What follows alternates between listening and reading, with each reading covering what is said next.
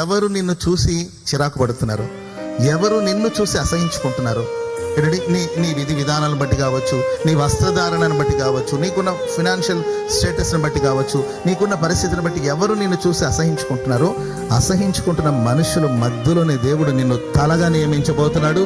ఆయనకు సమస్తము సాధ్యమే, సమస్తము సాధ్యమే. హల్లెలూయా. ఎక్కడైతే నీవు తల దించుకున్నావో అక్కడే నీ తల పైకి ఎత్తబడేటట్లుగా ప్రభు చేయబోతున్నాడు. ఎక్కడైతే నీవు అవమానాలు అనుభవించావో అదే చోట నీ తల పైకి ఎత్తబడేటట్లుగా ప్రభు చేయబోతున్నాడు. నిన్ను దూషించిన వాళ్ళు, నిన్ను దుర్భాషలు మాట్లాడిన వాళ్ళు, నిన్ను హేళన చేసిన వాళ్ళు, నిన్ను అవమానపరిచిన వారిని పాదాల వరకు ప్రభు తీసుకురాబోతున్నాడు. నీ శత్రువు నీకు పాదాలకి పాదపీఠముగా ప్రభు మార్చబోతున్నాడు. ఆయనకి సమస్తము సాధ్యమే.